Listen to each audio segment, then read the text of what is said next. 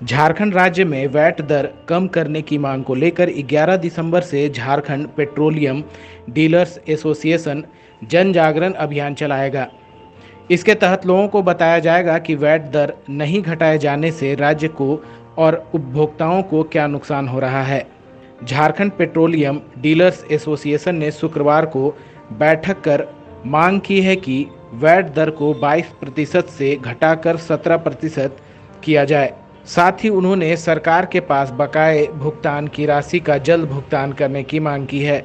वहीं वैट कम नहीं होने पर 21 दिसंबर को राज्य के सभी पेट्रोल पंप बंद रखने का ऐलान भी किया है।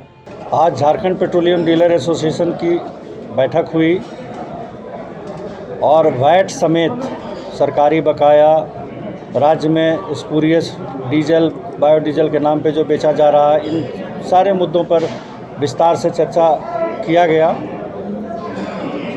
और सरकार से ये मांग किया गया है कि 10 दिनों के भीतर एक उच्च स्तरीय कमेटी बना करके जो मांग हमारी है, जो आंकड़ा हम दे रहे हैं वैट को लेकर के, कि सरकार अगर 5% वैट कम करती है तो सरकार को 600 करोड़ से अधिक का अतिरिक्त राजस्व मिलेगा।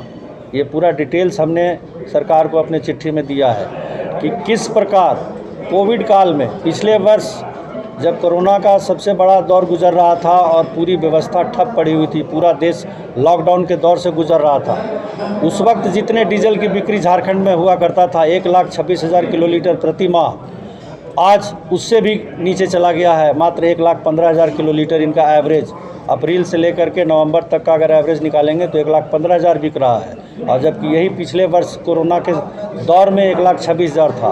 और सिर्फ इसीलिए क्योंकि अप्रैल से इन्होंने ₹2.5 का जो डिस्काउंट था उसको इन्होंने विड्रॉ कर लिया, और नतीजा सबके सामने है। जबकि इसके पीछे का अगर आंकड़ा देखेंगे तो हम 7 और 8% के ग्रोथ से चल रहे थे। तो सरकार को ये विचार करने का विषय है कि वो झारखंड के जनता को वैट घटा करके राहत देगी या नहीं देगी।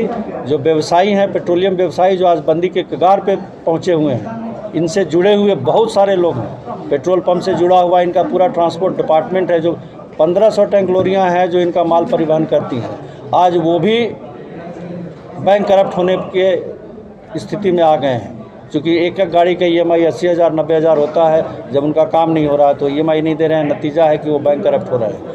तो इतनी सारी समस्याओं का निदान सरकार करती है या नहीं करती है, ये देखने वाली बात है। और अगर सरकार ऐसा नहीं करती है तो 10 दिन के बाद 7 दिनों का जन जागरण अभियान पूरे प्रदेश में जनता को ये बताने का काम करेंगे, जितने भी पेट्रोल पंप मालिक हैं, कि सरकार आखिर मुनाफा होने के बावजूद भी क्यों नहीं दाम घटा रही है, आखिर सरकार क्यों अड़ी हुई है। फिर भी सरकार अगर नहीं मानती है तो हमारे पास कोई विकल्प नहीं है सिवाय बंदी के। 21 दिसंबर एक दिवसीय नो परचेज नो सेल पूरे झारखंड में रहेगा। झारखंड सरकार को जगाने का काम करेगा।